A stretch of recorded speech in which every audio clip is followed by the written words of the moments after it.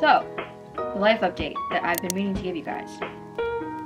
What is up, guys, and welcome back to another video. Today, we are going to be doing a little bake with me, and I figured I would just give you guys a life update. We are going to be making a strawberry banana cake. I saw one of my friends, Angie, on Instagram make a recipe for it, so I was like, I need to make some. I'm not the best at talking while I'm baking. I'm more of like I feel like I'm on like Hell's Kitchen or whatever Gordon Ramsay show's popping these days. You, fuck off upstairs. I'm done. Get out! I definitely did want to update you guys on how my life's been going lately because, let's be honest, I have had a couple of mental breakdowns since I last talked to you, but we're still here today, so that is progress. If you are new here, my name is Zoe.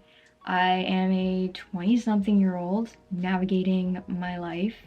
And you know, I usually say that I'm a college student, but I just graduated like 6 months ago and I still don't know what I'm doing, but that's okay. Before we get into the video and before we go downstairs and start baking away, I wanted to thank Ana Luisa for sponsoring this video. If you're unfamiliar with Ana Luisa, I've been working with them for a while, since around 2019, and they're a sustainable jewelry company that seeks to not only provide you with long-lasting and sustainable jewelry, but also save the planet. So they just recently have become carbon neutral, which means they are constantly paving the way to making sure all the effort that goes into making the jewelry and getting it delivered to your doorstep is offset by all the things they're putting into the production process. So limiting carbon emissions, helping making the transportation a lot easier, like all that stuff goes into making them carbon neutral. And that's such a good thing, in my opinion, because I love supporting sustainable jewelry brands. And that's what I love about Ana Luisa. They're not only seeking to provide you with affordable jewelry, but they're also doing good for the planet. So always love supporting Ana Luisa. So just recently changed their warranty from 1 year to 2 years. I'll put on the screen here some of my other favorite pieces from Ana Luisa. Right now I'm wearing one of their rings and this bracelet, which I recently got. I am in love with it. I love the fact that it looks like and imitates a watch. I have yet to buy myself like a nice looking watch, and I really want to buy myself one, but this will do in the meantime. And it's super cute, super stylish. These two necklaces, I will say, this is the mini Naomi necklace, and this is the, I think it's the Jusuf necklace. I don't think they sell it on their website anymore, but I'll definitely link it if it is available down below. But these necklaces, guys, I've literally had since 2019, so a little over 4 years now, and they are still in perfect condition. I literally never buy jewelry, and this is why, because it lasts me forever. So not only that, but going off of sustainability, they have all your jewelry comes in these adorable little reusable cases. I have a plethora of them, as you can see. But what I love about them is they also make perfect travel companions. So if you're traveling and want to bring like your whole jewelry collection, you can use these to store your necklaces, your rings, your bracelets individually so they don't get all tangled up. So I love doing this. This came in really handy when I was moving out of college back home and I needed to pack up all my jewelry. So highly recommend Ana Luisa, and I want to thank Ana Luisa again for sponsoring this video. And we're gonna go downstairs now and start baking something up.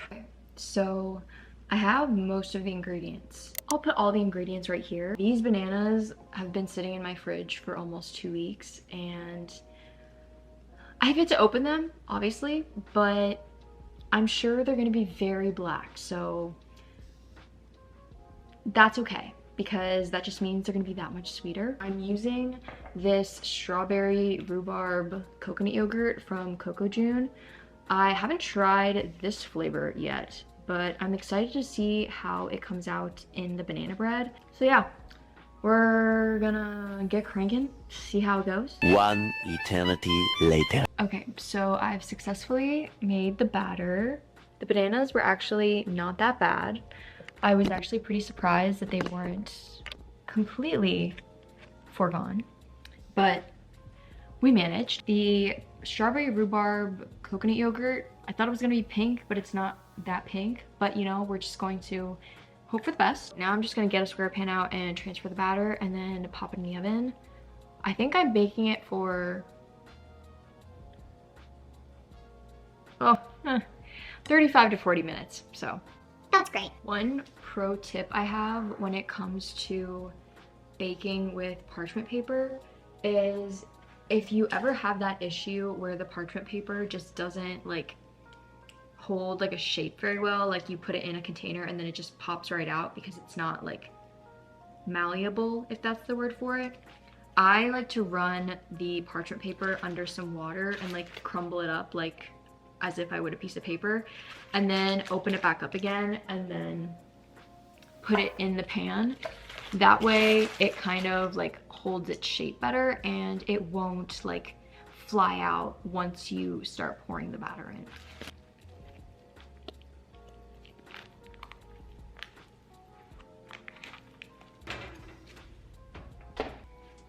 So the banana bread still has another like 30 minutes until it's done. So I figured in the meantime, I might as well give you guys a life update. I eventually want to post a video of the mural I'm working on in my room, like from start to finish. I don't know why the lighting is so bad. Anyway, forget the lighting, but this is kind of how it's going. I did that section a few weeks ago, and I've worked my way through the middle, and now I'm on the final third section. So I'm almost done. My goal is to be done by the end of this week. I still need to build my desk and my chair, so I have a workspace in here. So, the life update that I've been meaning to give you guys. I recently started a part-time social media management position at Ground Up, which is a women-owned nut butter company. I'll put their socials here because I run them, you know. It's honestly really fun. I really, really like it a lot. I'm really enjoying creating content, and I feel like it was definitely the job I needed to get me back into the headspace of creating and being back to like my creative self when it comes to social media and content creation. I think it was also me starting the mural on my wall, and I've been really active on TikTok documenting the wall. So if you really want more wall mural updates or like things regarding the wall from start to finish, definitely check out my TikTok. I really feel like starting at Ground Up has really been good for me. I think having graduated in this past December, after graduating in December and going 6 months without really a job and just kind of like coasting and doing whatever, I feel like I really hit a low point again, because I was at a very, very low point in my senior year of college, but this wasn't as low of a point, but it was just kind of that feeling of not knowing what I want to do in my life, and also feeling like I needed to be farther along than I was. I would see so many of my friends that are either still in college or they just graduated and they're entering their first 9 to 5 and they're doing all these things with their careers, and I still feel like I'm a bit lost. And so it just felt very hard to kind of move about life not knowing what my purpose was and not knowing what I was really passionate about, and fearing that I needed to do a 9 to 5 job in order to be successful or to make something for myself. I would apply for jobs, I would keep applying, and I'd continue to get rejected. And it taught me that rejection is really common when you're starting to first apply for jobs. And it also taught me to not take it personally. Like, sometimes it has literally nothing to do with you. Funnily enough, the time I applied for Ground Up, I also applied for another position. And at the same time, I went from getting rejection after rejection after rejection to suddenly getting 2 callbacks, 2 sets of interviews for 2 different companies. The decision panned out that I didn't end up doing the internship, and I'm now focusing more on growing my role at Ground Up. And it was hard. I think the reason the decision was so hard was because I was scared to let people down. I was scared to tell the people at my internship that I didn't think I would be able to allocate all my time towards the internship because I had this associate position, and I wanted to be able to spend more time with that position that I already had because I wanted to, again, grow in that position. And so it really just didn't align with where I am at in this moment. I was afraid to be an inconvenience to people. And that's ultimately what it came down to. I was afraid to reach out and talk to them about it because I didn't want them to get mad at me. My spiraling thoughts was, oh, if I tell them I can't do the internship anymore after leading them on, then my career will be ruined in marketing and no one will want to hire me.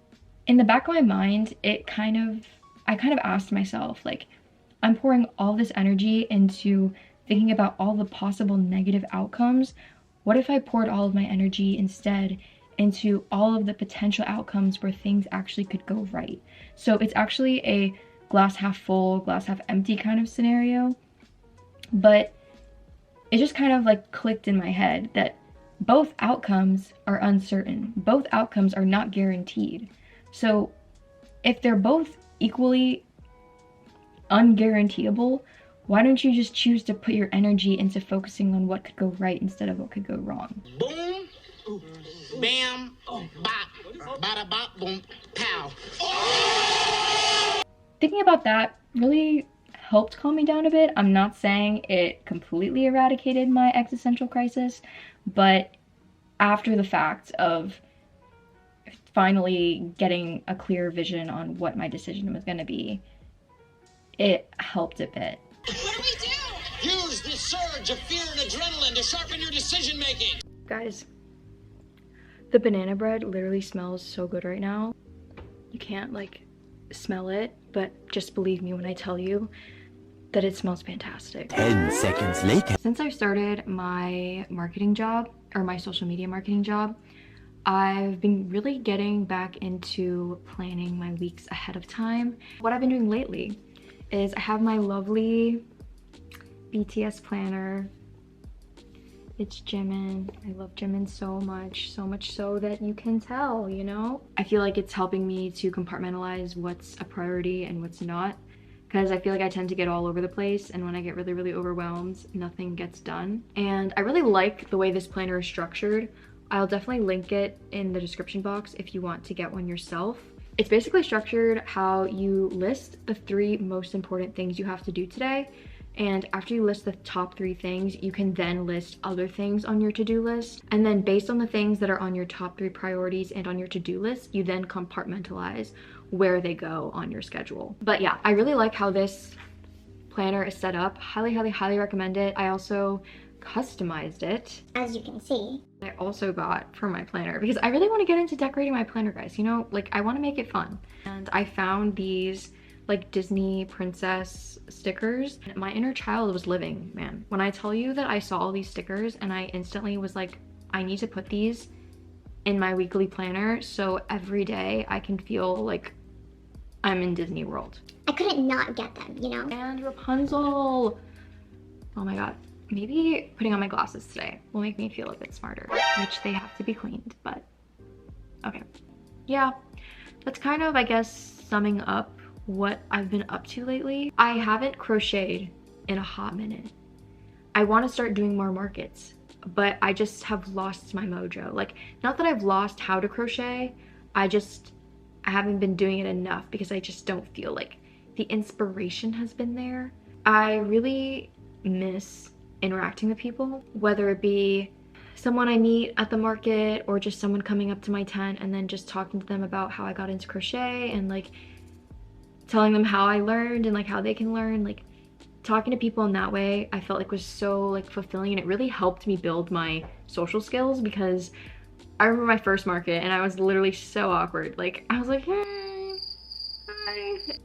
I perceive myself to be an introverted person and very not talkative, but once you get to know me, I like never shut up. Like I would probably blow your ear up. So I don't even know why I went on that tangent, but yeah.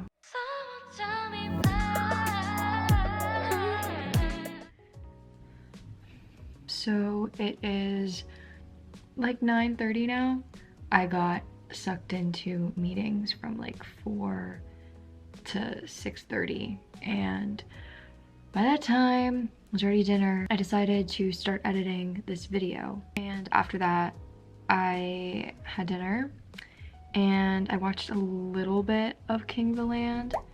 I've been kind of slow. I fell off for like a week, but I'm like halfway through episode 10, so I should be all caught up by the time episodes 13 and 14 air this Saturday. I also finished See You in My 19th Life yesterday, and I was surprised it was only 12 episodes. It kind of ended really abruptly. I don't know if that was the intent, but I had a lot of people telling me I should read the webtoon if I was kind of dissatisfied with the ending, which I'm not gonna lie, I kind of was, so I definitely want to read the webtoon. I really hope you guys enjoyed this video.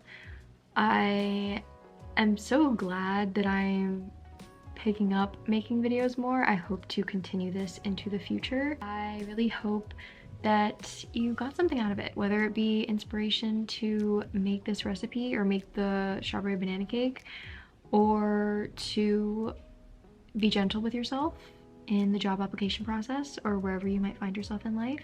Be gentle with yourself is all I can really say and keep saying. And I feel like I keep saying that a lot because it's something I need to practice myself. Also, thank you again, Annalisa, for sponsoring this video. Again, I'll link all the pieces that I'm wearing and that I mentioned in the video in the description box. You guys have a lovely rest of your day wherever you may find yourself in the world watching this. Thank you again for being here, and know that I'm sending so much love and good vibes. If you know, you know. Bye!